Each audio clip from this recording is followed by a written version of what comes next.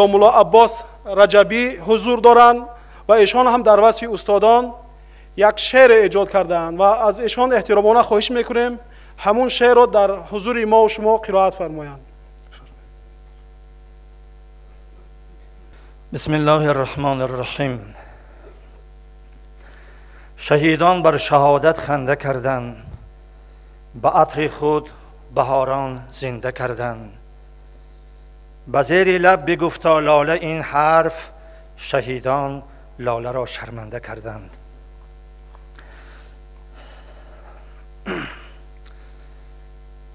اینجا من دو شعر انشاءالله میخوانم. یک شعر با نام سنگ شهید یا یادی از شهید، دیگرش پیغام شهید است، چون روزی شهداست.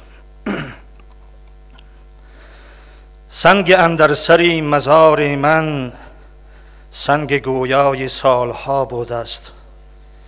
به تکلم نهفته بر سر من، هم سخنگوی نامه ها بود است. می تراود همیشه بر سر من، همچو شمسی که والضحی بود است. سنگ خونین مرقد شهدا، سنگ والای بی بها بود است. این نه سنگ است عزیز من بینگر، پاره لعل و خونبها بود است. شکر حق را شهید گشتم من، این شراب شربتی خدا بود است. بینشین مادرم کنار من، سنگ من بین چو لاله ها بود است. قدر سنگ مزار من این است، قدر من دام که بی بها بود است. این نشانه برای ملت من، از شهیدی زمانه ها بود است.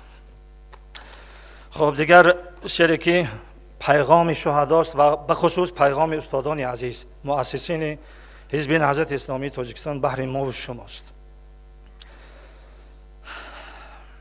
برخیز ز غفلت که دیگر صبحی صفا شد. برخیز ز غفلت که دیگر صبحی صفا شد. هر بی خبر توبه کنان سوی خدا شد. رو سوی خدا کرده ز بتخانه جدا شد. بازار خدا بی خبران جمله فنا شد. در صبحی صفا آه کشیدن دیگر آموز. ما بال و پری خویش کشادیم و پریدیم، آن گونه پریدیم که به جای برسیدیم. صیاد که دام پی نابودی ما داشت، ما جز هدفی خویش دیگر هیچ ندیدیم. با بال و پری خویش پریدن دیگر آموز. ما حزب خدایم به کسی قصد نداریم. آگاه شوید لیک سری پست نداریم. ایمان به خدا عدل و امانت هدفی ما، در خون کس و مال کسی دست نداریم. اندر ره آزادی دویدن دیگر آموز. سنگ به سر ما بزنن سنگ ملامت، این سنگ برادر بوده یا سنگ عداوت. تا کی همه این کینه ستیزی و جهالت، یا می رود این دشمنی ها تا به قیامت. بیرون شو از این درد رمیدن دیگر آموز. تهمت به سر نهضتی باران بهار است، سیما و صدایش پی آن لیل و نهار است. تا کی همه این بیخردی فخر و شعار است، این ملت غم دیده من مست و خمار است. این درد گران است شنیدن دیگر آموز. ما سنت رفتن بر ره خویش بدانیم، هر نامه که ما را بدهندش نخوانیم.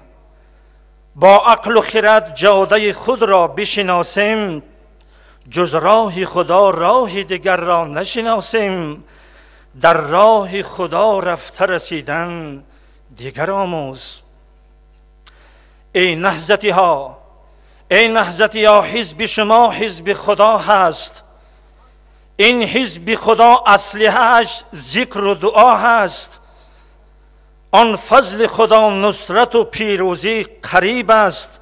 این مژده پیغمبر ما بهر شما است. با مژده پیروزی رسیدن دیگر آموز. زنده باشید.